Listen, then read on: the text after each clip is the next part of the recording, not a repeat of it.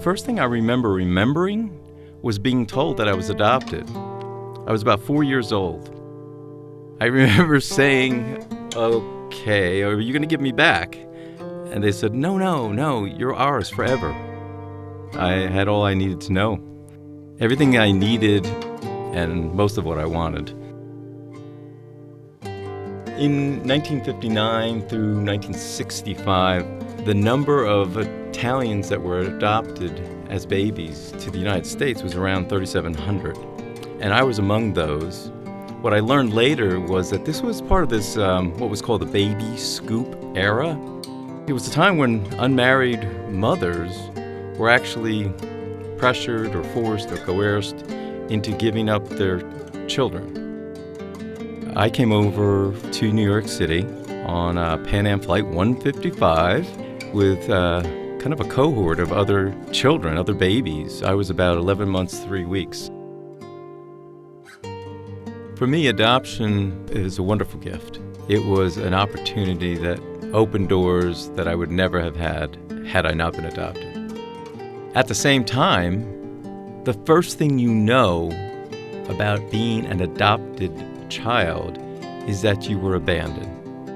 With abandonment comes insecurity, constantly second guessing. It comes feeling left out or feeling like you don't belong because you didn't belong. I was born in an orphanage in Aosta, Italy, and remained there for about a year until my adoption. My older two siblings lived in the Istituto for a while as well, but eventually they went home. I have two younger siblings who were also adopted. You can't just throw away a baby. You can't just act like it doesn't exist. I guess you can. We know now that infants separated from their mothers at birth suffer lifelong trauma. During college, I started searching. After a lot of research, I was able to actually meet my bio parents and the siblings in Italy. A cena, ti ricordi, con Giorgio? Sì. That one thing I said to her is, I said, "Do you remember that the first time we met, you said that we always be together, like sempre insieme, no matter what happened." Grief is a really odd thing. My parents, as they aged, their health conditions presented a lot more challenges. And as the only child, my focus was really on helping them get through.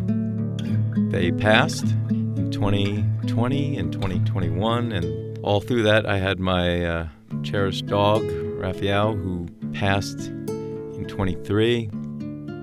After Rafi died, I had this revelation that my everyday family was gone. It probably opened up a lot of delayed grief in some ways, and it went to a pretty dark place.